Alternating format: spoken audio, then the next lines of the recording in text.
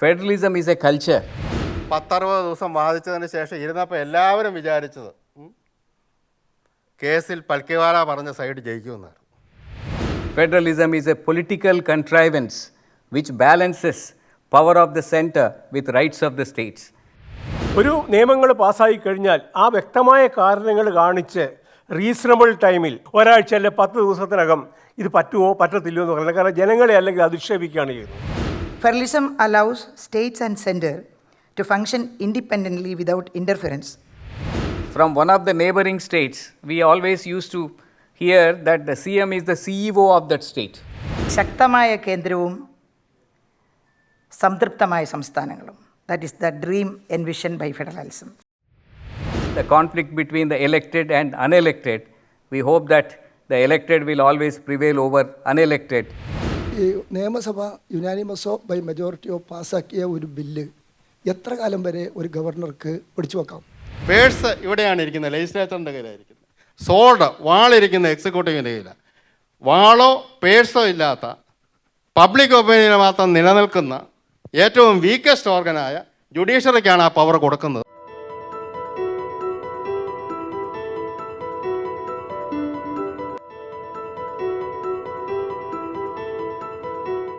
Respected guest of honor, Honorable Mr. Justice J.B.Koshy, former Chief Justice, High Court of Patna, former Chancellor, National Law University, Patna, former Acting Chief Justice, High Court of Kerala, Professor Dr. G.B.Reddy, eminent Professor of Law and Vice-Chancellor, National University of Advanced Legal Studies, Cochin, Honorable Justice Sophy Thomas, former Judge, High Court of Kerala, Dr. N.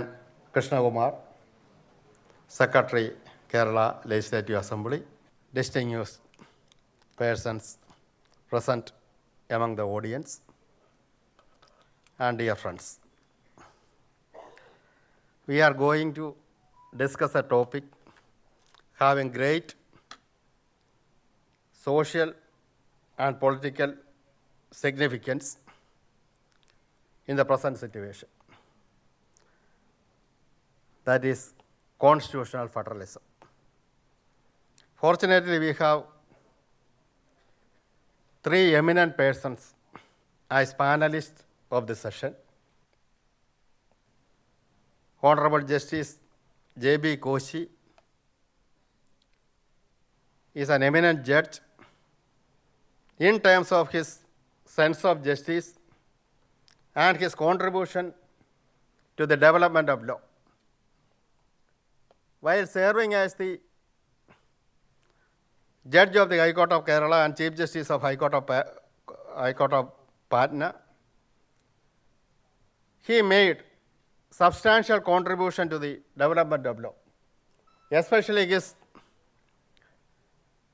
judgment regarding the regulation of procession. That is very important. As far as ordinary people is concerned, and as far as the issue to what extent dissent and protest can be permitted or regulated. After retirement, Koshy sir was the chairman of the Kerala State Human Rights Commission. In this capacity also, he was very active in ensuring justice to the victims of human rights violations and for the purpose of promotion of human rights. Professor G.B.Reddy, he is an eminent professor of law. He was in Usmania University for a long time.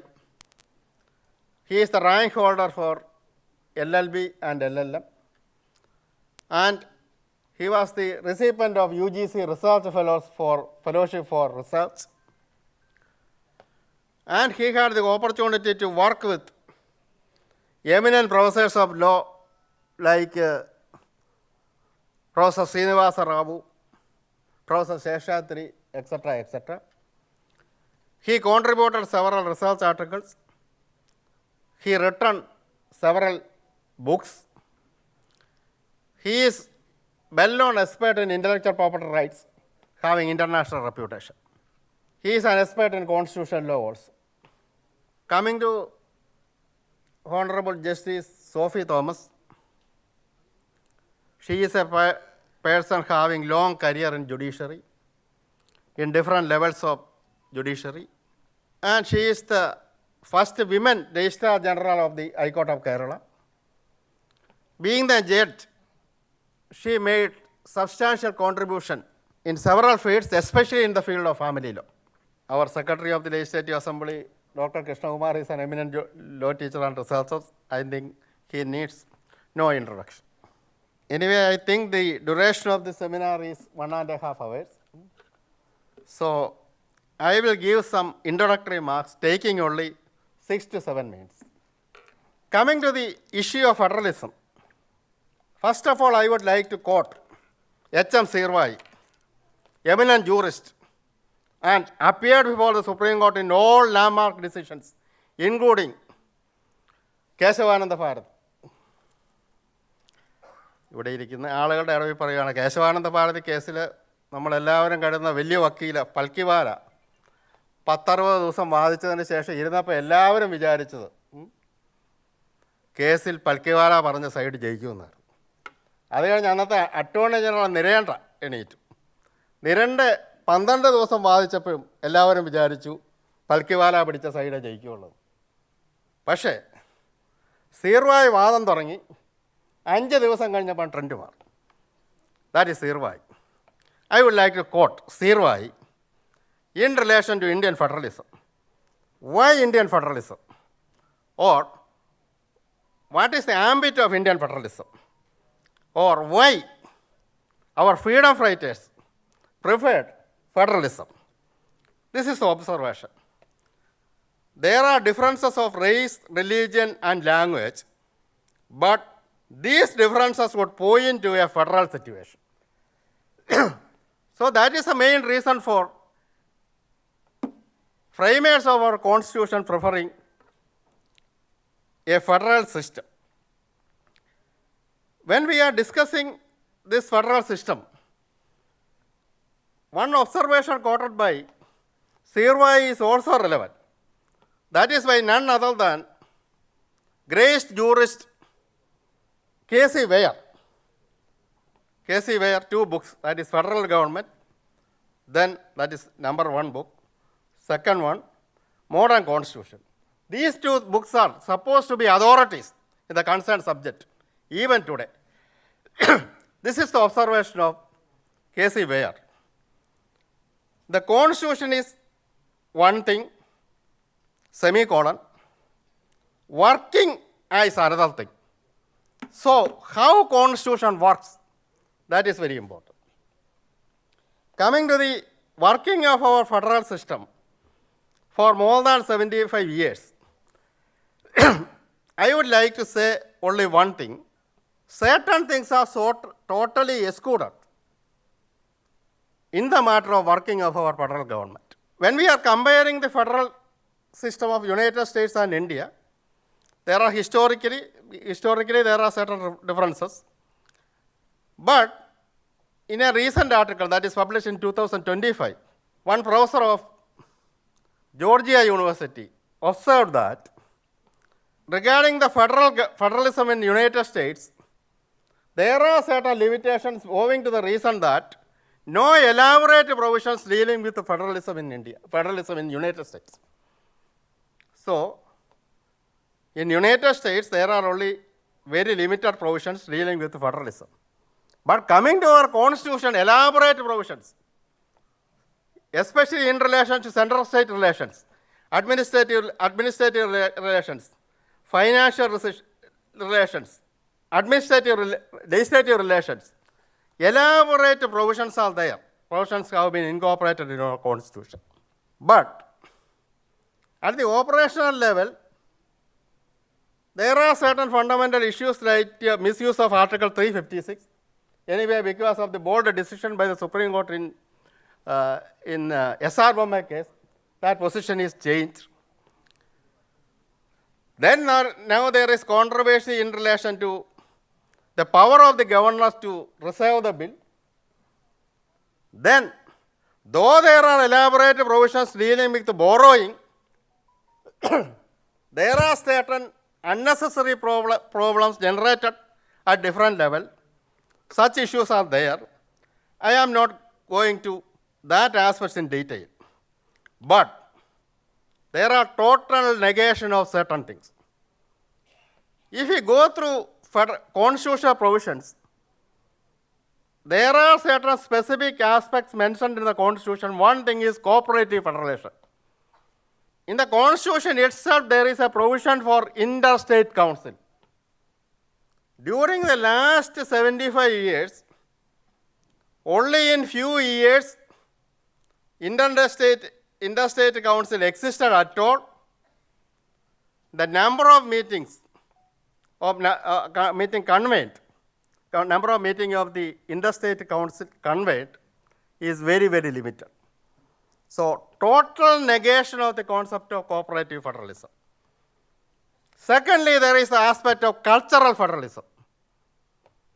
There is Article 29 of the Constitution, most neglected portion of the Constitution, Article 29. The 29 is that any section of the citizens having distinct language, script, and culture shall have the right to conserve the same. So, cultural rights are specifically mentioned in the Constitution. This cultural rights has now great significance. Now, Professor Reddy is an expert in intellectual property rights. Now, cultural rights are most important component of intellectual property rights. In new education policy, Indian knowledge system is a development of Indian knowledge system is a priority area. Nearly 12 years back, I think 15 years back, when Honorable Vijay Kumar was the law minister, there is an attempt on the part of the Kerala government to enact a law for the purpose of protecting traditional knowledge. But there was a constitutional issue. Whether Kerala legislature is competent to enact legislation, whether it is the power of the union government. Such issues are there. But in the matter of protecting or promoting the cultural federalism, central government, state government, and local government plays the crucial role. Anyway, that aspect is not at all considered. Then, linguistic federalism. Then, in relation to this cultural federalism, there are two schedules. That is, 5th schedule and 6th schedule of the Constitution. That is, special procedure and special council for scheduled tribe areas. For that purpose alone, there are two schedules in the Constitution. Then, coming to linguistic federalism, there is 8th schedule of the Constitution dealing with official languages. Originally, 40 languages are included in the 8th schedule. Now there are 22 languages. But what about the position in India? There are hundreds of languages in India. And so many languages are in the state are vanishing. That is why there is a project of the central government or UGC, I think, regarding the revival of this endangered language, etc., etc. So, linguistic federalism is important. Then, fiscal federalism, that is sharing of revenue, that attained a new dimension after the enactment of GST and certain limitations imposed by the central government in the matter of borrowing. There are elaborate provisions in the Constitution dealing with borrowing itself. Anyway, this federalism is an evergreen subject, and this subject has some relevance in the present day context. So, I congratulate the Kerala Legislative Assembly, the Honorable Speaker and Secretary Krishna Kumar for organizing this seminar. With these remarks, I am concluding. I hope that there will be an effective discussion at the end of this seminar. Thank you. Now we invite Professor Dr. G.B.Reddy, Vice-Chancellor, National University of Advanced Legal Studies, Cochin. Very good afternoon. The president of this session, Professor K.C.Sunny, former Vice-Chancellor, NUALS, Honorable Justice J.B.Koshy, former Chief Justice, Patna High Court, Honorable Justice Sophy Thomas, former Judge, High Court of Kerala, Professor N.K. Jayakumar, Chairperson, Expert Committee, Constituent Assembly Debates Translation Project in absentia, and Dr. Krishna Kumar, Secretary, the Legislative Assembly of Kerala. At the outset, I thank the Legislative Department and the Assembly of the great state of Kerala for inviting me over here during my first 10 days of assuming office as the Vice-Chancellor of NUALS. Professor K.C.Sunny has already opened up the discussion by throwing light on some of the most important aspects of the federalism, which is a vibrant topic and which is assuming greater importance in modern times. And when we were students, we were taught about only quasi-federalism and maybe some kind of positive federalism, and not the cooperative federalism, uncooperative federalism, the collaborative federalism, or competitive federalism. There are different models which are coming up now. And as pointed out by my previous speaker, different attributes of federalism need to be understood in order to understand the working of this constitution. And probably you will find that about 1/3, or in fact 1/4 of the nations throughout the world, they adopted federalism because of the size of the country, the population, and other factors. And fortunately, India is one of them. And as everyone knows,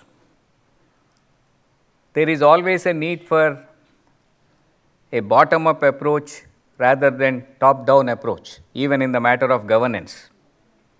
That's where the decentralization assumes greater importance. I do not want to go into the historical aspects. When the first federal constitution came into existence sometime in 1789 in United States of America, there was an experiment made sometime in 1781. All those former British colonies came together, then they formed a confederation. Then it was realized that the confederation had neither the sword nor the purse. So ultimately, to form a more perfect union, they came out with the Constitution of United States of America. Then the saga began, and now there are about 46 or 47 countries in the world which follow this system. And one of the Western authors pointed out that the word federal comes from fidus, which means a covenant. And he went on to say that the federalism has biblical origins, because you come across the word fidus or covenant number of times even in the Holy Bible. And today, when we are talking about federalism in India, we have to remember the endeavor made by Motilal Nehru Committee in 1928. The first recommendation was made by that committee in order to have the federal principle in the governance of India, then British India, of course, then followed by the Government of India Act 1935. And in fact, most of the federal provisions present in the Constitution of 1950, they have been borrowed very liberally from the Government of India Act 1935. Well, if we look into the intention of the framers of the Constitution, I don't understand Malayalam, but I could barely decipher what the Honorable Chief Minister was trying to say in the morning about the intention of framers of the Constitution, and he was referring to some of the eminent members of Constituent Assembly. Initially, the idea was to have a very strong central government consisting of autonomous states for effective governance. And the eminent persons like Pandit Nehru, initially he wanted even residuary powers to be allotted to the states. But post-independence, the residuary powers came to be vested in the center under Article 248. And the federal principle has been maintained, not in the strict sense, because of the exigencies of the time. And there is a criticism also leveled as far as misuse of Article 356 is concerned, but not much during the Nehruvian rule, 1964 till 1964. Then comes the vision of Mahatma Gandhi, who dreamt of the village Swaraj, village independence and village republics. And today I think we have realized the dream of Mahatma Gandhi, at least on the paper and to some practical extent, after 73rd and 74th amendments. But it is yet to become really effective and efficient. Dr. Rajendra Prasad was not really concerned about the labeling of the Indian Constitution, whether federal or unitary, but he made one wonderful statement in his speech on 26th November 1949. It's there on the screen for you, and he says he had two regrets. One is that the Constituent Assembly couldn't prescribe educational qualifications for the legislators, members of the legislatures. The second one is that they couldn't provide the Constitution in a regional language. I think today, thanks to the efforts made by the successive governments and thanks to the assistance given by artificial intelligence, the translation has become quite easy, subject to human monitoring and supervision. And today, I think Kerala legislature has created history by translating the first volume of Constituent Assembly debates into a regional language, that is Malayalam. I am very sure that other states will be following suit. And Dr. Ambedkar addressed two important aspects. One is about the charge that there has been over-centralization, and he says that there is no over-centralization under the Indian Constitution, that the states are really autonomous. And he also says that any centralizing tendency should be confined only to emergency situations. And he went on to say that the very fact that we are using the expression Union of States under Article 1 denotes that India is a federal state. As I mentioned in the beginning of this small presentation, in the good old days, we used to talk about only Unitarianism and federalism. The moment we spoke about Unitarianism, we used to, in fact, quote A.V. Dicey. Then federalism, the K.C. Ware. But today, there are different kinds of federalism, and we are talking more about asymmetric federalism. The federalism which is not similar and which is not permanent.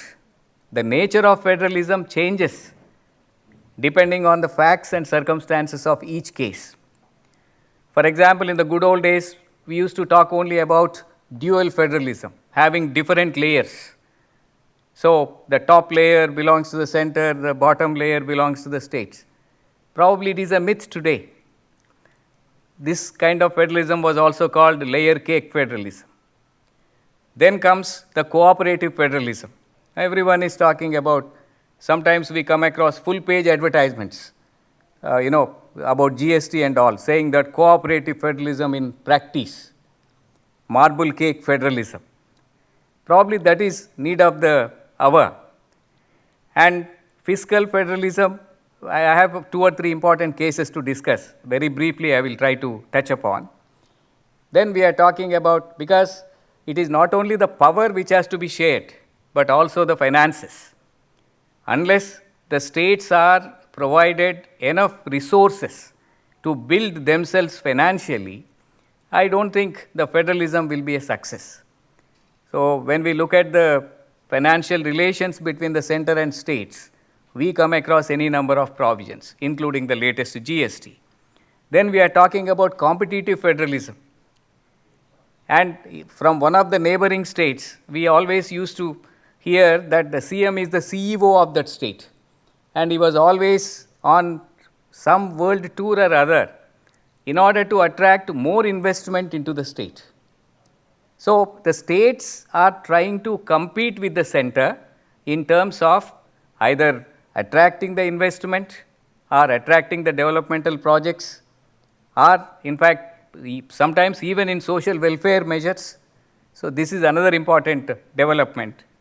And recently, the Supreme Court spoke about uncooperative federalism in the context of GST, where the Supreme Court held that the recommendations of the GST Council are not binding on the states. They are purely recommendatory in nature.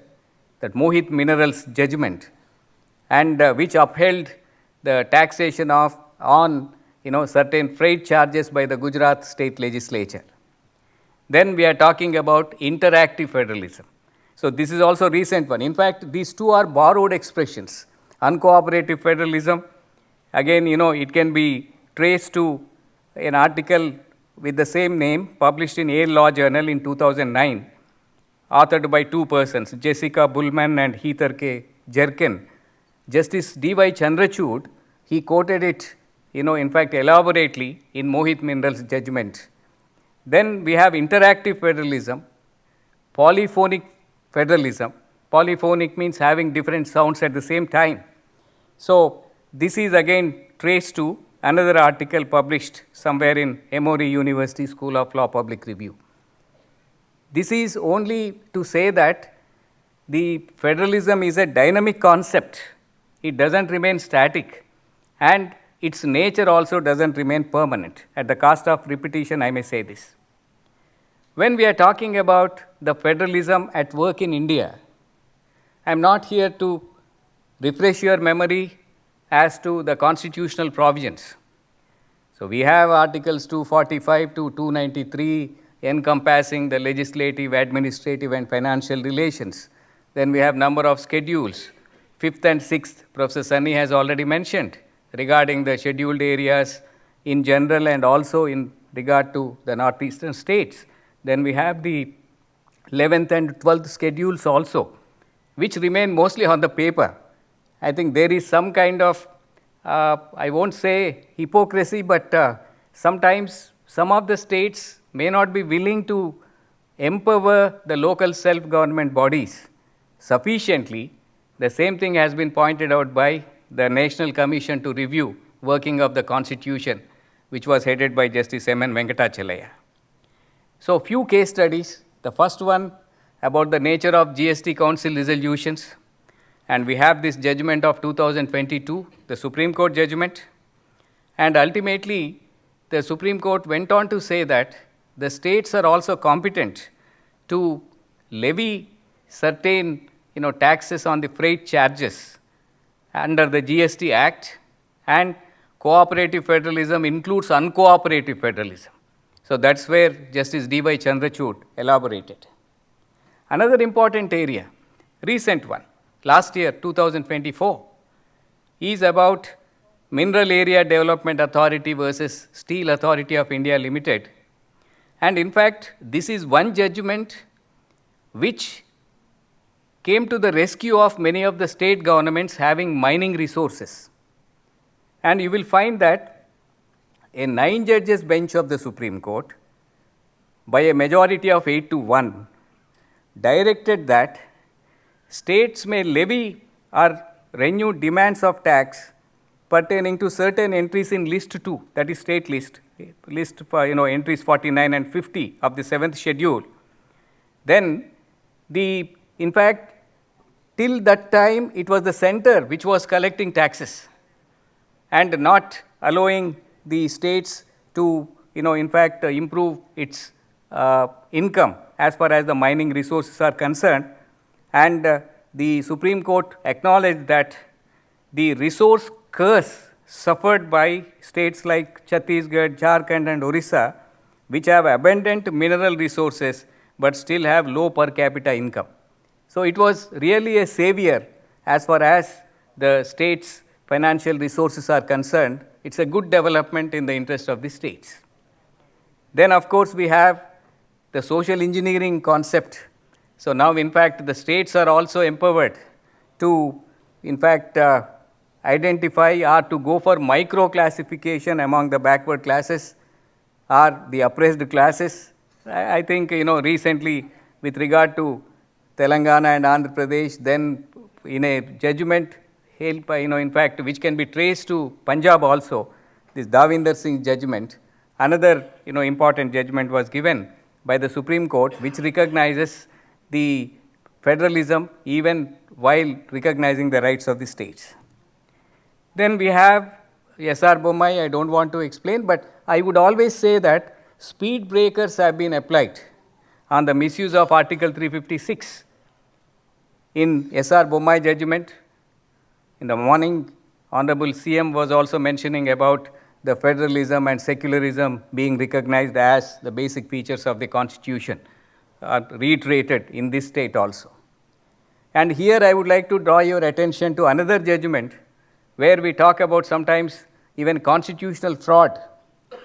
Nabam Rebiya's case, 2018.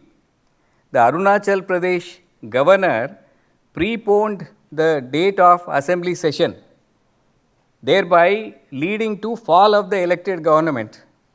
And thereafter, the matter went up to Supreme Court. Supreme Court reversed, in fact, reinstated the state government, which eventually fell because of lack of majority. And there, the Supreme Court reiterated the principle that short of a constitutional crisis, the governor has no role to play. So this is a caveat as far as the role of governors is concerned.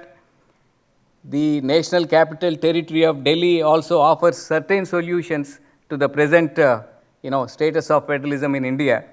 And for the first time in 2023, the Supreme Court held that the Lieutenant Governor stands in the same position as the Governor of a state.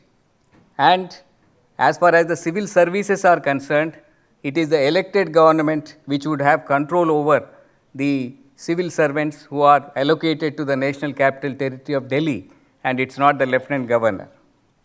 And governors versus governments, I'm not here to make any controversial statement. The matter is pending before the Supreme Court on a presidential reference. We are talking about state of Tamil Nadu versus governor of Tamil Nadu. And on a second thought, probably an ordinary person can always feel that the mandate of the people cannot be undermined when the governors sit on the bills which are submitted for his assent under Article 200. And the real controversy now is not only about the governor but also the president, who are given a timeline of 3 months. And but again, the question is the conflict between the elected and unelected. We hope that the elected will always prevail over unelected in the constitutional scheme because we the people are sovereign. And another aspect is about Article 370. Of course, it has a historical legacy, but its abolition has been upheld. That is maybe, the counter to the federal concept, but at the same time, in the words of Dr. Ambedkar, probably, when an emergency-like situation arises, the union's power gets, in fact, enlarged. And in October 2024, a few months back, another important judgment has been given in the direction of protecting fiscal federalism, that is Uttar Pradesh versus Lalita Prasad Vaishtat. So, where the Supreme Court says that the state government has the power to regulate industrial alcohol. Previously, this was not the case. Again, probably this would be providing new avenues as far as the revenue enhancement is concerned. These are the questions which matter today in the light of the experiences we have had. The question is, when should the states cooperate with the federal mandates? We have seen some of the states passing resolutions against some of the initiatives of the central government, and it may be an instance of uncooperative federalism and a healthy sign of the, in fact, democracy. Because just because a resolution is passed, that may not have real effect in many cases, but this is one important issue. The second one is, I think the solutions lie in number of sources, like Sarkaria Commission report, which offers number of solutions, then the recommendations of the National Commission to review working of the Constitution. Professor Sunny mentioned about underutilization of interstate council. I think most of the times interstate council is maybe convened only to deal with the extremist activities and all, or some wing left, right, or whatever it is. But I think there are better and more areas which, need focus in order to reduce the friction between the states and the union. I think along with the Finance Commission or maybe Niti Aayog, which is not a statutory body, the interstate council also needs to be looked at. Then coming to the conclusion, federalism is a culture. Like, we are talking about cultural federalism, but I would go to the extent of saying that federalism itself is a culture. And that culture is imbibed within the Constitution. So you can call it constitutional federalism, which is part of constitutional values as well as culture. And it is a dire necessity as far as India is concerned, the great nation with, an indestructible union with destructible states. But when the greatness has to be sustained, federalism has to be sustained. And we have seen that in the good old days, we used to draw a Venn diagram as far as legislative relations are concerned. So one circle representing the center, other circle representing the states. With regard to the, 7th schedule, list 1, list 2, list 3, it was very easy to say 97 subjects to the union, 66 to the states, 47 to both in the concurrent list. Today we can't say that. We have to add something very cautiously. Originally, 97, 66, 47. Now 97 is more than 100 as far as central list is concerned. 66 is less than 66, now 61 or so, or maybe even little less than that. Concurrent list, now it is no more 47, it's 50 plus. So there is a shift towards centralization. I think this has to be taken with a pinch of salt. So a balance has to be maintained between the rights of the states with the power of the union. That's what, in fact, A.B. Dicey said. Federalism is a political contrivance which balances power of the center with rights of the states. I think in order to do that, there must be an equilibrium which needs to be maintained. And it is asymmetric federalism. So as I said, depending on, for example, during COVID, nobody took, in fact, the center as something faulty, or it stands as faulty, when they said we will not release the GST share due to the states during the COVID, because, which was a pandemic, and you please raise your resources from other sources. Maybe, we have to rise to the occasion in such cases, but not during the normal times. So, judiciary has been playing a proactive role, commendable role, as far as protecting the federal fabric of the Indian Constitution is concerned. So if our unity, integrity, and sovereignty are to be sustained and retained, federalism is the only savior. Not by snatching away any power from the states that the center can, in fact, dictate. We have to work together, and ultimately, the Gandhian dream of village Swaraj and village republic also must be realized. That's what the National Commission to Review the Working of the Constitution said. So states also are supposed to, focus on the 11th and 12th schedules with the active collaboration of the center. So these are some of the experiences and challenges. I hope that I have not deviated from my timing as well as the topic. I thank all of you for a patient hearing. Thank you so much. Thank you, Professor Reddy, for the effective presentation. Now I invite Honorable Mr. Justice J.B.Koshy for his presentation.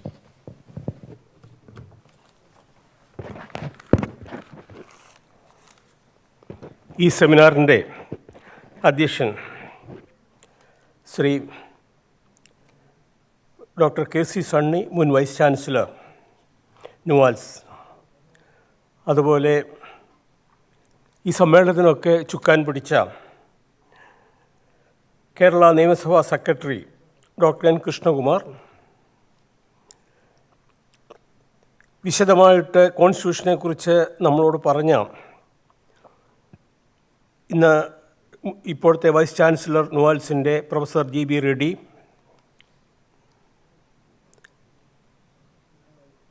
അഡ്മിനിസ്ട്രേഷനിൽ രജിസ്ട്രാറായിട്ടും വളരെ കാലം ജുഡീഷ്യറിയിലും serve ചെയ്ത എൻ്റെ sister Sophy Thomas, ഇവിടെ സദസ്സിലിരിക്കുന്ന എല്ലാ മാന്യ വ്യക്തികളെ എല്ലാവർക്കും നമസ്കാരം. കോൺസ്റ്റിറ്റ്യൂഷനെക്കുറിച്ച്, ഭരണഘടനയെക്കുറിച്ച് വിശദമായിട്ട് അധ്യാപകവൃത്തി ചെയ്ത രണ്ട് പേര് പ്രസംഗിച്ച സ്ഥിതിക്ക് അതിനെക്കുറിച്ചൊന്നും അധികമൊന്നും ഞാൻ പറയുന്നില്ല. നമുക്കെല്ലാവർക്കും അറിയാവുന്ന പോലെ അടിസ്ഥാന ഗ്രന്ഥമായിട്ട് നമ്മുടെ ഭരണഘടനയാണ് നമുക്കുള്ളത്. ഫെഡറൽ സ്റ്റേറ്റാണിത്. ഫെഡറൽ സ്റ്റേറ്റ് എന്ന് പറഞ്ഞാൽ യുണൈറ്റഡ് സ്റ്റേറ്റ്സിലെ പോലെ പ്രത്യേക അധികാരങ്ങളുള്ള കാര്യങ്ങളല്ല. ഫെഡറൽ സ്റ്റേറ്റിലെ ഇപ്പോൾ ആദ്യം രണ്ട് ഗവൺമെൻറ്റായിരുന്നു, സെൻട്രൽ ഗവൺമെൻറ്, സ്റ്റേറ്റ് ഗവൺമെൻറ്. ഇവരുടെ എല്ലാ അധികാരങ്ങൾ എന്താണെന്ന് ഭരണഘടന പ്രത്യേകമായിട്ട് നിർവചിച്ചിട്ടുണ്ട്. 7th ഷെഡ്യൂളിൽ പ്രത്യേകം പറഞ്ഞിട്ടുണ്ട് യൂണിയൻ ലിസ്റ്റ് നമ്പർ 1, അതിലാണ് ഡിഫൻസ്, കറൻസി, ഫോറിൻ അഫയേഴ്സ് മുതലായവ ഉള്ളത്. രണ്ടാമത് സ്റ്റേറ്റ് ലിസ്റ്റ് 61 സബ്ജക്റ്റ് ഉണ്ട്. Police, public health, land issue തുടങ്ങിയവ. പിന്നെ എഡ്യൂക്കേഷൻ, ഫോറസ്റ്റ് തുടങ്ങിയ 3rd ലിസ്റ്റ്. ഇത് ഓരോന്നും ചെയ്യേണ്ട അധികാരങ്ങളുണ്ട്. പക്ഷേ പാർലമെൻറ്റും അസംബ്ലിയുമാണ് ഈ വിഷയങ്ങളിൽ സുപ്രീം. അവരാണ് ലെജിസ്ലേറ്റ് ചെയ്യേണ്ടത്. നമ്മുടെ ഭരണഘടന തുടങ്ങുന്നത് തന്നെ ജനങ്ങൾക്ക് വേണ്ടിയുള്ള ബൈ ദ പീപ്പിൾ എന്ന് പറയാൻ തുടങ്ങുന്നതാണ്. അപ്പം ജനങ്ങളുടെ ഇച്ഛ അറിയുന്നത് അവരുടെ റെപ്രസെൻറ്റേറ്റീവായിട്ടുള്ള MP-മാരും MLA-മാരും ഒക്കെ തീരുമാനിക്കുന്നതാണ്. ഇപ്പോൾ ഒരു വലിയൊരു ഇഷ്യൂ വന്നിരിക്കുന്നത് പ്രസിഡൻറ്റും ഗവർണറും അസംബ്ലിയും പാർലമെൻറ്റ് പാസ്സാക്കുന്ന ബില്ലുകൾ പാസ്സാക്കാതിരിക്കാമോ ഒപ്പിടാതിരിക്കാമോ എന്നുള്ളതിനെക്കുറിച്ചൊരു വലിയൊരു ചർച്ച നടക്കുന്നുണ്ട്. ഈ പ്രസിഡൻ്റ് എന്ന് പറയുന്നത് ഒരു ചക്രവർത്തിയുടെ സ്ഥാനത്തല്ല. അതുപോലെ തന്നെ ഗവർണർ എന്ന് പറയുന്ന ഒരു സാമന്ത രാജാവിൻ്റെ ഭാഗത്തുമല്ല. ജനങ്ങൾ പാസ്സാക്കിയ ബില്ല് 2-3 കാരണങ്ങളാൽ അവർക്ക് ചെയ്യാം. പാർലമെൻ്റ് ഒരു ബില്ല് പാസ്സാക്കുകയാണെങ്കിൽ ആ ബില്ല് ഭരണഘടനാ വിരുദ്ധമായ പ്രൊവിഷൻസ് ഉണ്ടെങ്കിൽ അത് പറിച്ച് തിരിച്ചയക്കാം. വീണ്ടും അവർ പാസ്സാക്കുകയാണെങ്കിൽ അത് സുപ്രീം കോടതിയിൽ ചലഞ്ച് ചെയ്യണം, ഭരണഘടനാ വിരുദ്ധമാണോ അല്ലയോ എന്നുള്ള കാര്യം തീരുമാനിക്കാം. അല്ലെങ്കിൽ കോടതിക്ക് റെഫറൻസ് കൊടുക്കാം. സ്റ്റേറ്റ് ലിസ്റ്റിൽ പാസ്സാക്കുന്ന, അസംബ്ലി പാസ്സാക്കുന്ന ഒരു നിയമം, സ്റ്റേറ്റ് ലിസ്റ്റ് നമ്പർ 2-ൽ പാസ്സാക്കുന്ന ഒരു നിയമം, അത് ഒപ്പിടാതിരിക്കണമെങ്കിൽ, അത് ഒപ്പിടാൻ താമസിച്ച് വെച്ചുകൊണ്ടിരിക്കുന്നെങ്കിൽ 2 കാരണങ്ങളുണ്ട്. ഒന്ന്, സ്റ്റേറ്റ് ലിസ്റ്റ് നമ്പർ 1 ലിസ്റ്റിലെ ആ കാര്യങ്ങൾ നമ്മൾ അകാരണമായിട്ട് ജൂറിസ്ഡിക്ഷൻ ഇല്ലാതെ എടുത്തിട്ട് ഉണ്ടെങ്കിൽ, രണ്ടാമത് രാജ്യത്തിൻ്റെ സുരക്ഷയെ ബാധിക്കുന്ന സംഗതികളാണെങ്കിൽ, ഈ 2 കാരണങ്ങൾ ആ കാരണം വ്യക്തമായിട്ട് പറഞ്ഞ് തിരിച്ചയക്കണം. അത് രണ്ടാമത് കൺസിഡർ ചെയ്തിട്ട് വീണ്ടും പാസ്സാക്കാം. പിന്നെ മൂന്നാമത്തേത് കൺകറൻറ്റ് ലിസ്റ്റാണ്. ആ കൺകറൻറ്റ് ലിസ്റ്റിൽ സ്റ്റേറ്റിനും സെൻട്രലിനും അധികാരമുണ്ട്. ഈ കൺകറൻറ്റ് ലിസ്റ്റിൽ വരുന്ന കാര്യങ്ങളിൽ സെൻട്രൽ ഗവൺമെൻറ് പാസ്സാക്കിയ നിയമങ്ങളുണ്ടെങ്കിൽ അതിനെതിരായിട്ട് നിയമങ്ങൾ ഉണ്ടാക്കാൻ പറ്റില്ല. അതിൽ അമെൻമെൻറ്റ് വേണമെങ്കിൽ പാർലമെൻറ്റിൻ്റെ അപ്രൂവലോടുകൂടി വേണ്ടി മാത്രമേ അമെൻഡ് ചെയ്യാൻ പറ്റൂ. എന്നാൽ സെൻട്രൽ ഗവൺമെൻറ് നിയമങ്ങളില്ലാത്ത സ്ഥലത്ത് ആ കൺകറൻറ്റ് ലിസ്റ്റിൽ അസംബ്ലിക്ക് നിയമം പാസ്സാക്കാം. അതും തടഞ്ഞു വെക്കാനായിട്ട് പറ്റത്തില്ല. ഒരു നിയമങ്ങൾ പാസ്സായി കഴിഞ്ഞാൽ ആ വ്യക്തമായ കാരണങ്ങൾ കാണിച്ച് റീസണബിൾ ടൈമിൽ, അതായത് കൂടി വന്നാൽ ഒരാഴ്ച, അവർക്ക് നല്ല ലീഗൽ ഡിപ്പാർട്ട്മെൻ്റ് ഉള്ള ഒരാഴ്ച അല്ലെ 10 ദിവസത്തിനകം ഇത് പറ്റുമോ പറ്റത്തില്ലയോ എന്ന് പറയുന്നത്. കാരണം ജനങ്ങളെ അല്ലെങ്കിൽ അധിക്ഷേപിക്കുകയാണ് ചെയ്യുന്നത്. സുപ്രീം കോടതി പറഞ്ഞു 1 മാസത്തിനകമെങ്കിലും ചെയ്യണമെന്ന്. അത് വളരെ ലിബറലാണ്. ഇപ്പം അതിനുവേണ്ടി റെഫറൻസ് കൊടുത്തേക്ക്. സാധാരണ ആക്ടിലെ കോൺസ്റ്റിറ്റ്യൂഷനിലായിട്ട് കുഴപ്പങ്ങളുണ്ടെങ്കിൽ പ്രസിഡന്റ് റെഫറൻസ് കൊടുക്കും. ഇതൊരു ജഡ്ജ്മെൻറ്റിൻ്റെ ഇംപ്ലൈഡായിട്ട് അതിനെ തകർത്തുകൊണ്ടാണ് പുതിയൊരു റെഫറൻസ് കൊടുത്തിരിക്കുന്നത്. ഇതൊക്കെ ഡെമോക്രസിയെ ബാധിക്കുന്ന സംഗതികളാണ്. കാരണം നമ്മൾ തിരഞ്ഞെടുക്കുന്നത് ജനങ്ങളുടെ അധികാരത്തെ പിടിക്കുന്ന ഒരു സംഗതിയാണ്. അപ്പോൾ അതുകൊണ്ട് ഭരണഘടന മൂല്യകൃതിയായിട്ട് നോക്കുകയും അതിൽ ഭരണഘടനാ വിരുദ്ധമായിട്ട് എന്നുള്ളതിന് അധികാരം സുപ്രീം കോടതിക്കാണെന്നുള്ളത് ജുഡീഷ്യറിയും എക്സിക്യൂട്ടീവും പാർലമെൻറ്റും ഒക്കെ മനസ്സിലാക്കണം. ഭരണഘടനയ്ക്ക് വിരുദ്ധമായിട്ടൊന്നുമല്ല പാസ്സാക്കേണ്ടത്. അങ്ങനെ പാസ്സാക്കുന്ന നിയമങ്ങൾ എല്ലാവർക്കും ബാധകമാണ്. ആ ഒരു ആസ്പെക്റ്റ് മാത്രം ഞാൻ പറഞ്ഞിട്ട്, കാരണം കോൺസ്റ്റിറ്റ്യൂഷൻ്റെ ഫെഡറൽ സ്ട്രക്ചറെക്കുറിച്ചൊക്കെ നിങ്ങൾ പറഞ്ഞു കഴിഞ്ഞു. കൂടുതലൊന്നും ഞാൻ പറയുന്നില്ല. എല്ലാവർക്കും എല്ലാ നന്മകളും ആശംസിച്ചുകൊണ്ട് നിർത്തുന്നു. Thank you very much. വളരെ നന്ദി ആദരണീയനായ കോശി സാർ. വളരെ ചുരുക്കമായിട്ടാണെങ്കിലും മറ്റാരും പറയാത്തതും എന്നാൽ ഈ കാലഘട്ടത്തെ ഏറ്റവും പ്രസക്തമായ ഒരു കാര്യത്തെക്കുറിച്ചാണ് സാർ പറഞ്ഞത്. വളരെ ചുരുക്കി ആണ് പറഞ്ഞത്. സാറിന് ഒരിക്കൽ കൂടി നന്ദി. അടുത്ത പ്രസൻറ്റേഷനായിട്ട് ബഹുമാനപ്പെട്ട സോഫി മാഡത്തെ ക്ഷണിക്കുന്നു. Professor Sunny, who is chairing this seminar, respected dignitaries on and of the dais, dear students. First of all, I congratulate the Kerala Legislative Assembly for holding this seminar for commemorating the 75th anniversary of the Constitution of India, which is the largest constitution, written constitution in the world. Federalism stands out not merely as a structural division of power, but as a living principle that nurtures the unity of a diverse nation like India. Federalism in India is not a mechanical transplant of Western models, but a carefully drafted, or rather crafted, and contextually grounded system. Dr. B.R. Ambedkar said our constitution is federal in form, but unitary in spirit. Federal structure of our constitution is built on the delicate balance of power between the central and state governments.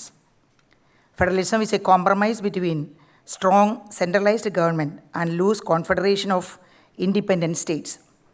It is the bedrock of our democratic identity. It essentially refers to division of powers between the center and the state, allowing them to function independently within the fields assigned to them. Our constitution is neither fully federal nor fully unitary, so we call it as quasi-federal.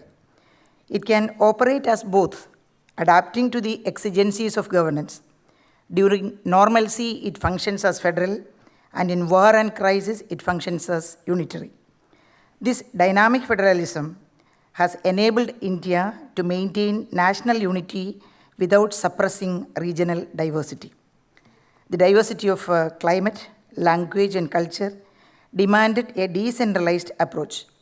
Federalism is essential in addressing region-specific challenges to adopt locally suited strategies.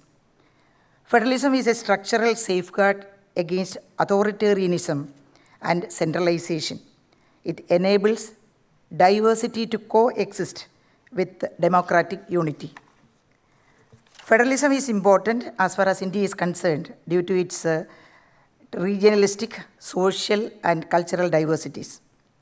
To uphold the dignity of the preamble, a healthy relationship between the center and the state is essential. They have to act independently within their defined area of authority, ensuring they do not overstep or interfere with each other and avoid any constitutional conflicts. A strong government at the center is necessary to ensure the integrity and unity of the nation, and it has got supremacy over those spheres. At the same time, autonomy of the states shall not be suppressed on partisan considerations.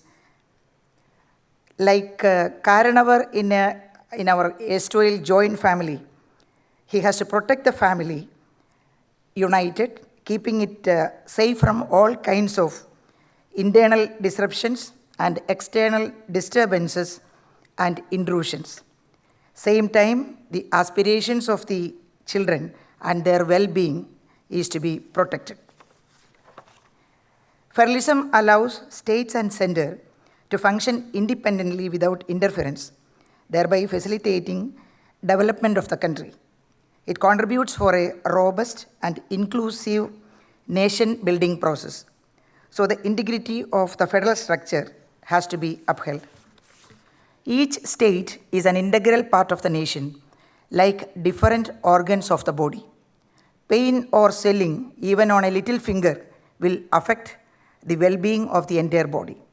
In the nation-building process, no part of our country can be ignored, induced by regionalistic, cultural, linguistic, political, social, or economic disparities.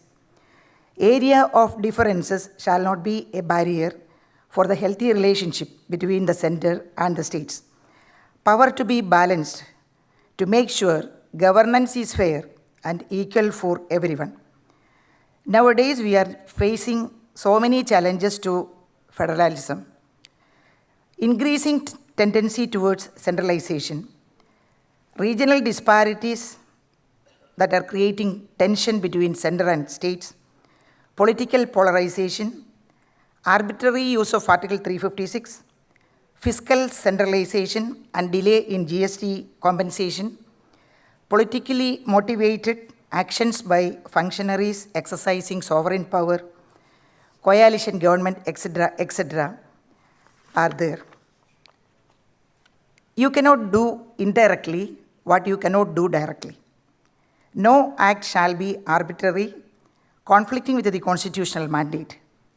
Any violations are subject to judicial review, and there shall not be any overstepping of power. Courts are playing a key role in keeping the balance, to keep a fragile balance between the governing powers sharing between the center and the state. The courts are interpreting the law and has the power to declare any law invalid if it contravenes with the mandate of the Constitution. The judicial supremacy is what really makes and keeps India federal. In a federal state, dispute between center and state as well as between states are common and natural. Judiciary resolves the disputes between center and the states and also disputes among the states. A requirement of an autonomous body such as Supreme Court to preserve the fragile balance of governing forces allocated between center and the states is one of the fundamental characteristics of a federal state. While interpreting constitution, the courts act as protector and guardian, keeping all authorities such as legislative, executive, administrative, judicial, and quasi-judicial within its bounds. Judiciary is involved in upholding federal principles in shaping India into a quasi-federal country as we see today. Judiciary ensures autonomy of states while ensuring national unity. Judiciary interprets law, settles disputes, and administers justice. It is the watchdog of democracy and the guardian of the Constitution. For democracy to function effectively, There must be an independent and impartial judiciary. That doesn't mean that judiciary functions arbitrarily and without any accountability. It is accountable to the constitution of the country. The judiciary, which is the judicial branch of the government, is the most prominent of all the three, and it plays a major role in smooth functioning of the nation. It preserves the balance of power among all the branches, and people turn to them to protect their rights. Court must be autonomous and without executive interventions. It must be equal and impartial in maintaining the balance on the other two institutions, that is legislative and executive, in case of constitutional violation. An independent judiciary is required to ensure that federal system of India work properly. Dr. B.R. Ambedkar said, Article 32 is the most important part of the Constitution, without which the entire document could be a nullity. It is the heart and soul of the Constitution. It is the greatest safeguard for the safety and security of the individual. Judiciary has the absolute power to declare what the law is and to declare a law as invalid when it conflicts with the Constitution. Regarding judicial review also, the power is inherent in a written constitution unless explicitly prohibited by constitutional provisions. Power exerted by court to examine the actions of legislative, executive, and administrative arms of the government to ensure conformity with the provisions of Constitution. For federalism to survive, there must be respect towards state autonomy irrespective of political or other differences. There should be timely fiscal transfers, as most of the states are depending on central transfers of funds. And there must be neutrality of judiciary to safeguard the Constitution and the equilibrium we need. As our Honorable Chief Minister said in the morning session, what is the dream of federalism is, we say in Malayalam, Shaktamaya Kendravum, Samtriptamaya Samsthanangalum. That is the dream envisioned by federalism. Thank you. Thank you, Madam, for the beautiful presentation. ഇനി നമുക്ക് പരിമിതമായിട്ട് ഒരു ഇൻട്രാക്ഷനുള്ള സമയമുണ്ട്. ചോദ്യമാകാം, observation ആകാം. കഴിയുന്നതും ചുരുക്കി Koshy sir പറഞ്ഞതുപോലെ ഞങ്ങൾ research പഠിപ്പിക്കും. മിനിമം വാക്കിൽ മാക്സിമം ഐഡിയ കൺവേ ചെയ്യണമെന്ന് ആ രീതിയിൽ ചെയ്യണമെന്ന് അഭ്യർത്ഥിക്കുന്നു. My question is to the Honorable Vice-Chancellor of NUALS. Sir, my question is, in your lecture, you mentioned that the Supreme Court has delivered a judgment declaring that Lieutenant Governor has got the same position of the governor, normal governor of other states. In which case the Supreme Court has delivered that judgment. Then one more question. You mentioned about cooperative federalism is including uncooperative federalism. I want an explanation for that. As far as your first question is concerned, sir, it's Government of National Capital Territory of Delhi versus Union of India, 2023 Supreme Court. In fact, that was a case which was hearing the validity of an ordinance passed by the, the government restoring the power of the Lieutenant Governor as far as civil services are concerned. Then by, striking down that amendment, the Supreme Court made those observations. So it upheld the Delhi government's power to control civil servants and day-to-day administration of the NCT of Delhi. And it is about Article 239A. So the advice given by the Council of Ministers, as it is binding on the Prime Minister in the case of Union government and the Chief Minister, the Governor, as far as the state governments are concerned, the same position was held to be applicable in the case of Lieutenant Governor. That is the first case, NCT of Delhi versus Union of India, 2023 Supreme Court. It's a 5 judges decision, sir. Bench, Constitution bench decision. You can refer to that. Then the second one is about that Mohit Minerals case.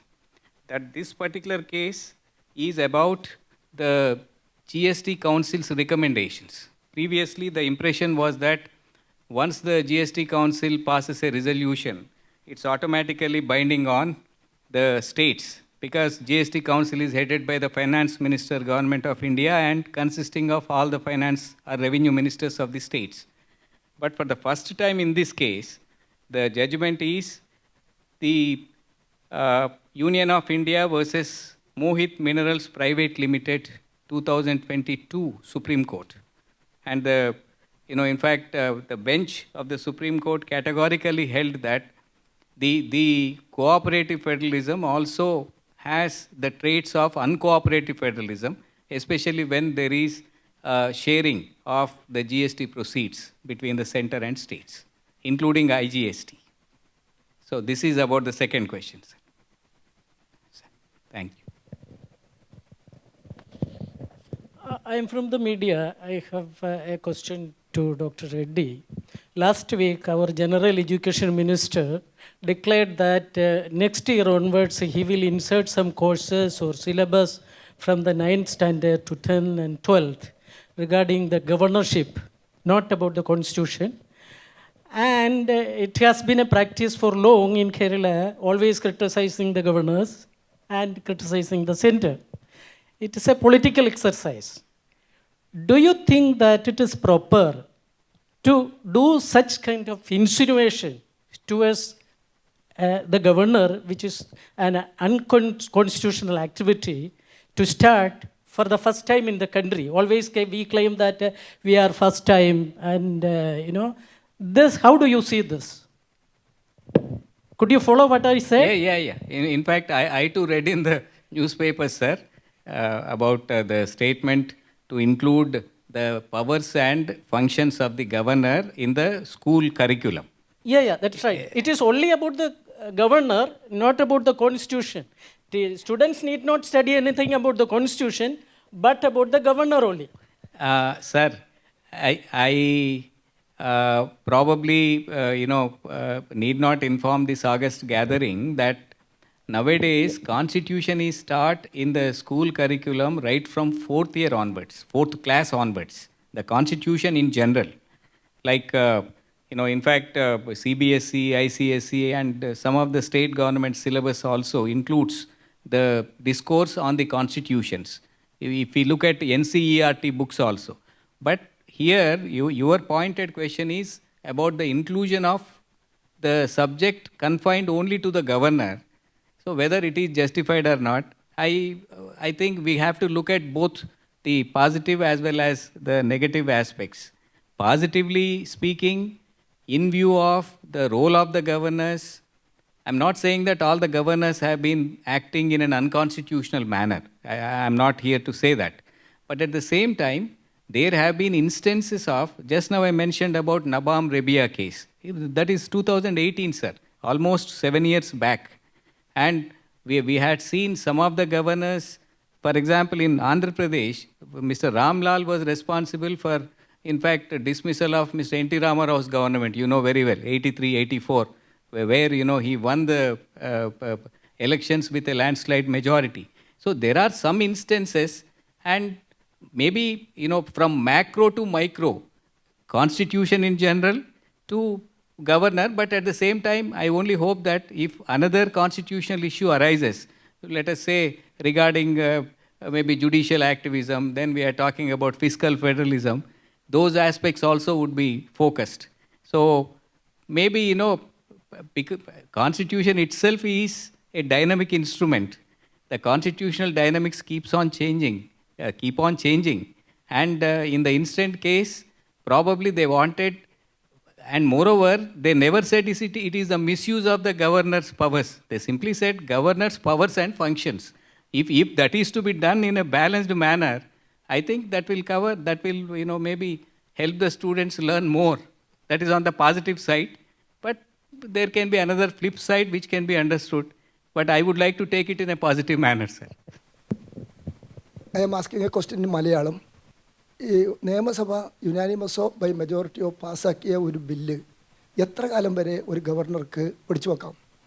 ഇപ്പോഴത്തെ ഏറ്റവും വലിയ dispute അതാണല്ലോ, എത്ര കാലം വേണം പിടിച്ചു വെക്കാം എന്നാണ്. അങ്ങനെ വരുമ്പോൾ ഒരു നിയമവും പാസ്സാക്കാൻ പറ്റില്ല, ഒന്ന്. രണ്ട്, ഒരു ഗവർണർക്ക് പൊളിറ്റിക്കൽ പാർട്ടിയുടെയോ ഏതെങ്കിലും ഒരു ഓർഗനൈസേഷൻ്റെയോ സിമ്പലുകൾ പ്രദർശിപ്പിച്ചുകൊണ്ട് ഈ രാജ്ഭവനിൽ പബ്ലിക് ഫംഗ്ഷൻ നടത്താൻ പാടുണ്ടോ? അത് നമ്മുടെ ഫെഡറലിസത്തിന് അനുവദനീയമാണോ? കോൺസ്റ്റിറ്റ്യൂഷൻ അനുവദിക്കുന്നുണ്ടോ? ആദ്യത്തെ ചോദ്യത്തെ സംബന്ധിച്ച് വളരെ വിശദമായിട്ട് സുപ്രീം കോടതി വിധിച്ചിട്ടുണ്ട്. ഈ രണ്ടാമത്തെ എന്താണെന്ന് ചോദിച്ചാൽ ഒരു വേഗമായിട്ടുള്ള ഒരു സംഗതിയാണ്. ആരുടെ എന്ത് സിമ്പല് എന്നുള്ളത് ചോദിച്ചു കഴിഞ്ഞാൽ ഇതിലൊക്കെ K.C. വെയർ പറഞ്ഞിട്ടുണ്ട്, ഭരണഘടനാ സംസ്കാരം ഉണ്ടാകണമെന്ന്. ഭരണഘടന ഉണ്ടായതേ പറഞ്ഞു, കോൺസ്റ്റിറ്റ്യൂഷണൽ കൾച്ചർ ഉണ്ടാകണമെന്ന്. ഇവിടെ രണ്ട് തരത്തിൽ കോൺസ്റ്റിറ്റ്യൂഷണൽ കൾച്ചർ ഇല്ലാതെ വന്നിട്ടുണ്ട്. ഒന്ന് മുകളിലുള്ളവർക്കില്ല, ഈ ഭരണഘടന പവർ കൊടുത്തിട്ടുള്ളത്, ഭരണഘടന ഡിസ്ട്രിബ്യൂഷൻ്റെ പവർ നടത്തിയിരിക്കുന്നത്. ആ പവർ കൈകാര്യം ചെയ്യുന്നവർക്ക്, അത് ഏത് പാർട്ടിയിൽ നിന്നൊന്നുമില്ല, അല്ലെങ്കിൽ 356 ഇങ്ങനെ ഉപയോഗിക്കുകയല്ലോ. 356 ഉപയോഗിച്ച് എല്ലാവരും ഉപയോഗിച്ചിട്ടില്ലേ? അപ്പോൾ അത് സംഭവിച്ചിട്ടുണ്ട്. രണ്ട്, നമ്മുടെ താഴത്തെ ലെവലിലുള്ളവർക്ക് ഒട്ടുമില്ല. പണ്ട് സ്കൂളിൽ സിവിക്സ് എന്നും പറഞ്ഞൊരു ടോപ്പിക് ഉണ്ടായിരുന്നു, അതും കൂടെ കളഞ്ഞു. ഈ ഭരണഘടനയും ഭരണഘടനാ ഗവേണൻസും എന്താണെന്നുള്ളത് താഴത്തെ തരത്തിലില്ല. അങ്ങനെ രണ്ട് തരത്തിലൊരു പ്രശ്നം ഉണ്ടായിട്ടുണ്ട്. What is needed is the evolution of A constitutional culture. അപ്പം അത് വെച്ച് ചെയ്യാം. അല്ലാതെ ഇപ്പം നമ്മളൊരു കാര്യം ഇങ്ങനെ ഇന്നത് ചെയ്തു എന്ന് പറഞ്ഞൊരു കാര്യം പറയാൻ പറ്റിയല്ലോ. അതാണ് എനിക്ക് തോന്നുന്നത്. It is very obvious for a person who is aware of the surroundings that they are acting against the spirit of the Constitution. It is very obvious. There is no doubt about it. We cannot close our eyes and it is all darkness. It is not like that. So, when a constitutional functionary deliberately behaves like an old British time resident or a viceroy of the British government, something like that, he is an unelected authority. He is an appointed unelected authority. Most of their credentials are also, everybody knows. So when they act unconstitutionally, what are the remedies available for the public as well as the state? Okay. Remedy is judicial review. The power of judicial review is the basis, is that limited government, starting from village officer to President of India, powers are limited by the law and the Constitution. If any authority exceeds the power conferred on it by your law and Constitution, judiciary can interfere and declare that action ultra vires. Power is very, very clear. And if we examine the history of the constitutional system of governance in India and United States, judiciary interfered and declared such actions invalid. Then one more question I may answer because അടുത്ത question വരാതിരിക്കുകയാണ്. എന്തിന് ജുഡീഷ്യറിക്ക് power കൊടുത്തിരിക്കുന്നതെന്ന് ചോദിച്ചാൽ, it has neither the sword nor control over the purse. Purse ഇവിടെയാണ് ഇരിക്കുന്നത്, ലെജിസ്ലേച്ചറിൻ്റെ കയ്യിലായിരിക്കുന്നത്. Sold, വാളിരിക്കുന്ന എക്സിക്യൂട്ടീവിൻ്റെ കയ്യിലാണ്. വാളോ പേഴ്സോ ഇല്ലാത്ത പബ്ലിക് ഒപ്പീനിയന് മാത്രം നിലനിൽക്കുന്ന ഏറ്റവും വീക്കസ്റ്റ് ഓർഗനായ ജുഡീഷ്യറിക്കാണ് ആ പവർ കൊടുക്കുന്നത്. അത് വളരെ വ്യക്തമായിട്ട് അമേരിക്കൻ കോൺസ്റ്റിറ്റ്യൂഷൻ റൈറ്റേഴ്സ് എല്ലാം എഴുതിയിട്ടുള്ള കാര്യമാണ്. അതിനെ സംബന്ധിച്ച കാര്യങ്ങൾ വളരെ ക്ലിയറാണ്, കോടതിക്കാണ്.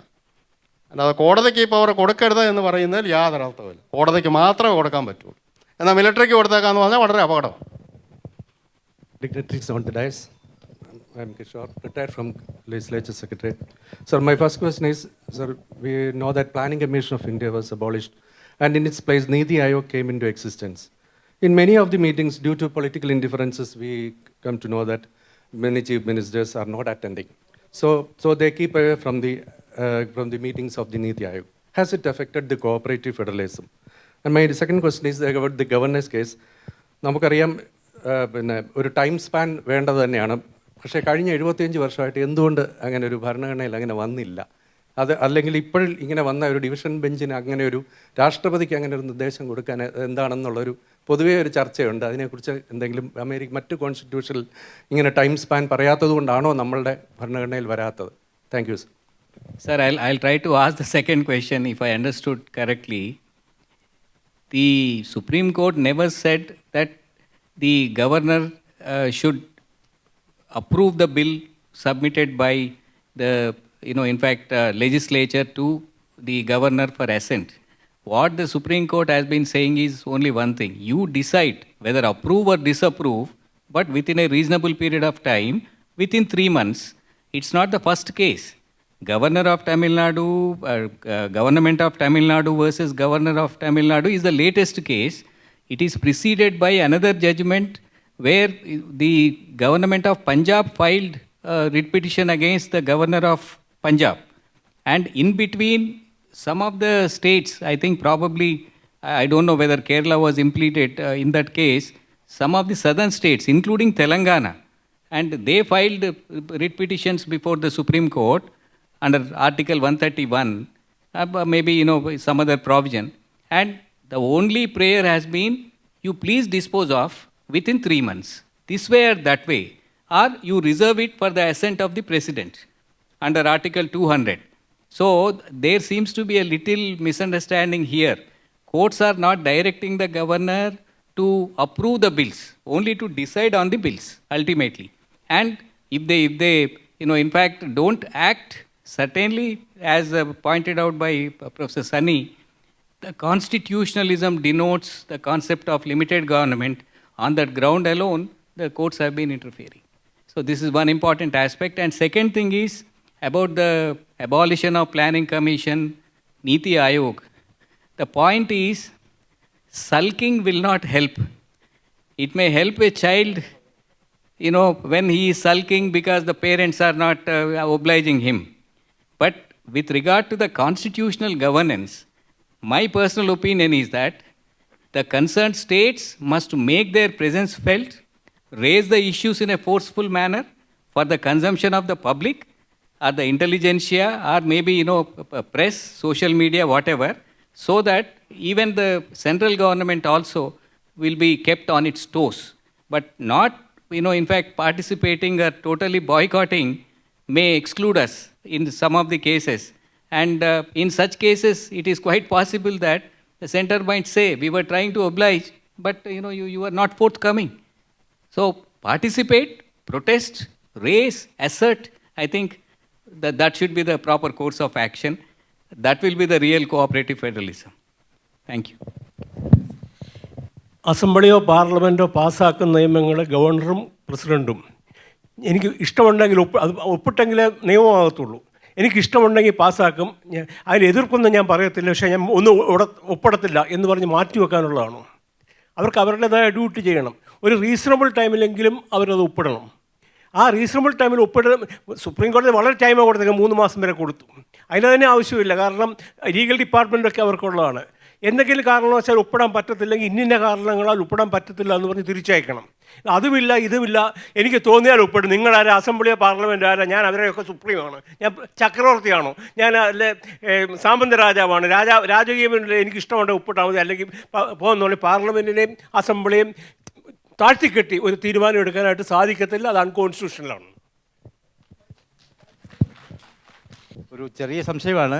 ജസ്റ്റിസ് J.B.Koshy സാർ ഏറെക്കുറെ പറഞ്ഞ കാര്യമാണ്. പക്ഷേ എങ്കിൽ കൂടിയും ഈ ഇപ്പോഴത്തെ ഒരു റെഫറൻസിൻ്റെ കാര്യം വെച്ചുകൊണ്ടല്ല ഞാൻ ചോദിക്കുന്നത്. ഒരു സുപ്രീം കോടതി ഒരു തീരുമാനം, ഒരു ഡിസിഷൻ എടുത്തു കഴിഞ്ഞാൽ ആ ഡിസിഷനെ സംബന്ധിച്ചുള്ള ഒരു റെഫറൻസ് പ്രസിഡൻറ്റിന് വീണ്ടും സുപ്രീം കോടതിക്ക് അയക്കാൻ കോൺസ്റ്റിറ്റ്യൂഷണലി വാലിഡ് ആണോ? ഇതിനല്ലേ കോടതി പറഞ്ഞിരിക്കുന്നത്. രണ്ടാമത് തിരിച്ചയച്ചാൽ നിയമമാകും. അത് ആർക്കെങ്കിലും സംശയമുണ്ട്, ഭരണഘടനാ വിരുദ്ധമാണ്, തെറ്റാണെങ്കിൽ സുപ്രീം കോടതി ദാറ്റ്സ് ദ ഫൈനൽ അതോറിറ്റി. ഇപ്പോൾ പ്രസിഡന്റ് റെഫറൻസ് നടത്തിയിരിക്കുകയാണ്. ആ റെഫറൻസ് ഇപ്പോൾ അതുപോലല്ല, ആ സമാന സ്വഭാവത്തിലുള്ള എന്നുള്ള രീതിയല്ല, അങ്ങനെയുള്ള സുപ്രീം കോടതി തീരുമാനിച്ചൊരു വിഷയമാണ്. ഇതുവരെ ആദ്യമായിട്ടാണ് ഇങ്ങനൊരു അൺപ്രസിഡൻറ്റാണിത്. അങ്ങനെയുള്ളൊരു തീരുമാനത്തിൻ്റെ പുറത്ത് വീണ്ടും ഒരു ക്ലാരിറ്റി കിട്ടാൻ വേണ്ടി ഒരു റെഫറൻസോ അല്ലെങ്കിൽ മറ്റു ഉള്ളൊരു രീതിയിൽ ഒരു റെഫറൻസോ അയക്കാനുള്ള കോൺസ്റ്റിറ്റ്യൂഷണലി വാലിഡ് ആയിട്ടുള്ള റെഫറൻസ് ആണോ എന്നുള്ളതാണ് സംശയം. കോമൺ തിയറി അനുസരിച്ച് തന്നെ ഒരു അപേക്ഷ കൊടുത്തു കഴിഞ്ഞാൽ സമയത്തിനുള്ളിൽ കൊടുത്തില്ലെങ്കിൽ അത് ഡീംഡ് ഹാവ് അക്സെപ്റ്റഡ് എന്നാണ് അത് വരുന്നത്. That is A general concept all over the world. അപ്പം ഇത് വളരെ കാലം വെച്ചിരുന്നത് എൻ്റെ കാശ് 3 മാസത്തിനകം തീരുമാനം എടുക്കണം. തീരുമാനം എടുത്തിട്ട് വീണ്ടും പാസ്സാക്കുകയാണെങ്കിൽ കോടതിയുണ്ട്, ആൾക്കാർക്ക് സംശയിക്കുക. അതിനല്ലേ സുപ്രീം കോടതി ഇരിക്കുന്നത്. വളരെ കൃത്യമായിട്ടുള്ള വിവരമുള്ള വിധി വരെ പറയും. കോടതിയും വേണ്ട, പാർലമെൻറ്റും വേണ്ട, അസംബ്ലിയും വേണ്ട, ഞങ്ങൾക്ക് ഇഷ്ടമുള്ളത് ചെയ്യുമെന്ന് പറഞ്ഞ് ഒരു പ്രസിഡന്റിനും ഗവർണർക്കും ചെയ്യാൻ പറ്റത്തില്ല. പിന്നെ അതിൻ്റെ അകത്ത് വേറൊന്നും കൂടെ ഉണ്ട് സാറേ. ഈ കോടതിക്ക് ഞങ്ങൾക്ക് റഫറൻസ് ഒപ്പീനിയൻ കൊടുക്കുന്നില്ലെന്ന് പറയാം. അപ്പോൾ അവർക്ക് അല്ല, കോടതിക്ക് അതിനുള്ള അധികാരമുണ്ട്. ഞങ്ങളത് കൊടുക്കുന്നില്ല. കൊടുക്കണമെന്നുള്ളത് മാൻഡേറ്ററി അല്ല. അതുകൊണ്ട് ഇതിലൊക്കെ ഒരു ഔചിത്യത്തിൻ്റെ പ്രശ്നമുണ്ട്. പ്രൊപ്രൈറ്റിയാണ്, constitutional പ്രൊപ്രൈറ്റിയാണ്.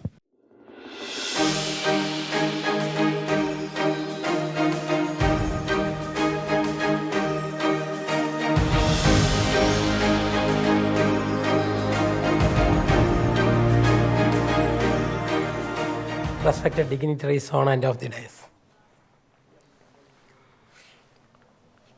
Whether the constitution is federal or unitary. നമ്മുടെ ഇന്ത്യൻ കോൺസ്റ്റിറ്റ്യൂഷൻ്റെ പെർസ്പെക്റ്റീവ്സിൽ പറയുകയാണെങ്കിൽ പല പെർസ്പെക്റ്റീവ്സ് ഉണ്ട്. ഇന്ത്യൻ കോൺസ്റ്റിറ്റ്യൂഷൻ്റെ പെർസ്പെക്റ്റീവിൽ പറയുകയാണെങ്കിൽ ചില ആംഗിൾ നോക്കുമ്പോൾ നമ്മൾ ഫെഡറലാണ്, ചില ആംഗിൾ നോക്കുമ്പോൾ നമ്മൾ യൂണിറ്ററിയാണ്. For example, appointment of governor, emergency declare ചെയ്യാനുള്ള അധികാരം, ഇങ്ങനെയുള്ള വിഷയങ്ങൾ നോക്കുമ്പം അത് യൂണിറ്ററിയിലേക്കാണ് വിരൽ ചൂണ്ടുന്നത്. എന്നാൽ മറ്റ് പല കാര്യങ്ങൾ നോക്കുമ്പോൾ ഫെഡറൽ സ്ട്രക്ചറിലേക്കാണ് വിരൽ ചൂണ്ടുന്നത്. എന്നാൽ കോൺസ്റ്റിറ്റ്യൂഷൻ മേക്കേഴ്സും കാലാകാലങ്ങളിൽ വന്ന എക്സൽവിയർ വേഴ്സസ് യൂണിയൻ ഓഫ് ഇന്ത്യ അടക്കമുള്ള സുപ്രീം കോടതി വിധികൾ പരിശോധിക്കുമ്പോൾ നമുക്ക് മനസ്സിലാക്കാൻ കഴിയുന്ന ഒരു കാര്യം, നമ്മൾ ഫെഡറൽ സ്ട്രക്ചറിലേക്ക് പോകണം എന്ന് തന്നെയാണ്.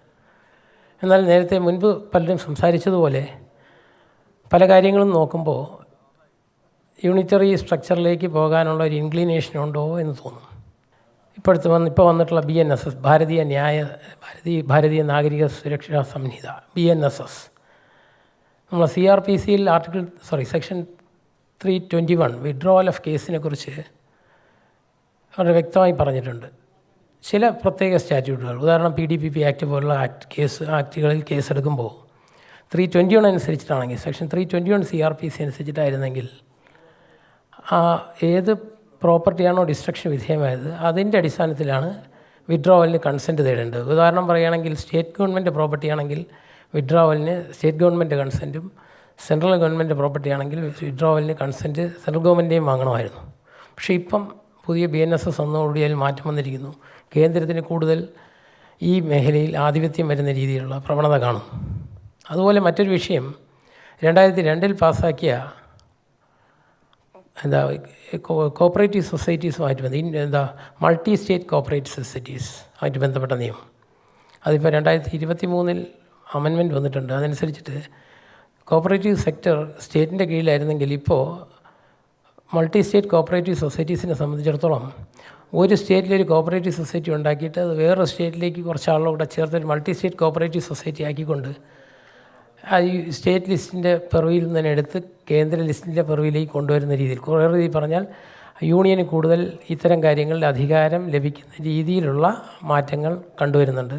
ഇതെല്ലാം കാണിക്കുന്നത് യൂണിയൻ ഗവൺമെൻറ്റിന് സ്റ്റേറ്റ് ലിസ്റ്റിൽപ്പെട്ട മാറ്റേഴ്സിനെ അങ്ങോട്ടേക്ക് വലിക്കാൻ അല്ലെങ്കിൽ കൺകറൻറ്റ് ലിസ്റ്റിലേക്കെങ്കിലും കൊണ്ടുപോകാനുള്ള ഒരു പ്രവണത കാണുന്നുണ്ട്.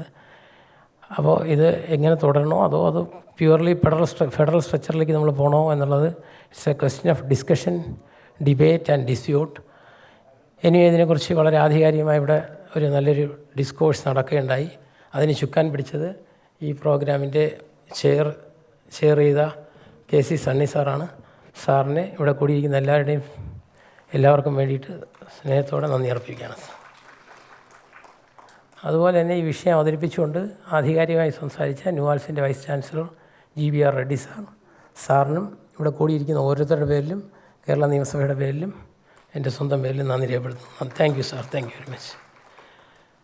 നമ്മുടെ J.B.Koshy സാർ വളരെ കൃത്യമായിട്ട് അതിനെക്കുറിച്ച് ഓരോ ചോദ്യങ്ങളെക്കുറിച്ചും തൻ്റെ നിലപാട് വ്യക്തമാക്കിക്കൊണ്ട് സംസാരിച്ച J.B.Koshy സാറിന് സ്നേഹത്തോടെ ഹൃദയത്തിൽ ചേർത്ത് നന്ദി രേഖപ്പെടുത്തുന്നു.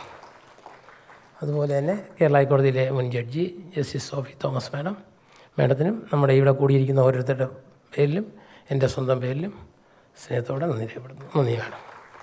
ഇതുകൂടാതെ ഈ ചടങ്ങ് സമ്പുഷ്ടമാക്കിയ ഇവിടെ കൂടിയ ഓരോരുത്തരും, പ്രത്യേകിച്ച് തങ്ങളുടെ ചോദ്യങ്ങളിലൂടെയും അഭിപ്രായ പ്രകടനങ്ങളിലൂടെയും ഈ ചർച്ചയെ സമ്പന്നമാക്കിയ, സമ്പുഷ്ടമാക്കിയ ഇവിടെ കൂടിയിരിക്കുന്ന ഓരോരുത്തരെയും, നിയമസഭാ കുടുംബാംഗങ്ങളെയും, അതുപോലെ തന്നെ മുൻ MLA മാർ, മുൻ മന്ത്രിമാർ, മുൻ നിയമസഭാ സെക്രട്ടറി, നമ്മുടെ കോൺസ്റ്റിറ്റ്യൂൻ്റ് അസംബ്ലിയിലെ അപെക്സ് ബോഡിയിൽ എക്സ്പെർട്ട് കമ്മിറ്റിയിലുള്ള അംഗങ്ങൾ, ഇങ്ങനെ ഇവിടെ കൂടി, അതുപോലെ തന്നെ നമ്മുടെ പാർലമെൻ്ററി സ്റ്റഡീസിൻ്റെ കോഴ്സിൽ PG ഡിപ്ലോമ കോഴ്സിൽ പങ്കെടുക്കുന്ന വിദ്യാർത്ഥിനികൾ കൂടിയിട്ടുണ്ട്. അവർക്കെല്ലാവർക്കും, മീഡിയ പേഴ്സൺ അടക്കം എല്ലാവർക്കും സ്നേഹത്തിൻ്റെ ഭാഷയിൽ, ഹൃദയത്തിൻ്റെ ഭാഷയിൽ നന്ദി രേഖപ്പെടുത്തിക്കൊണ്ട് നിർത്തുന്നു. നന്ദി, നമസ്കാരം.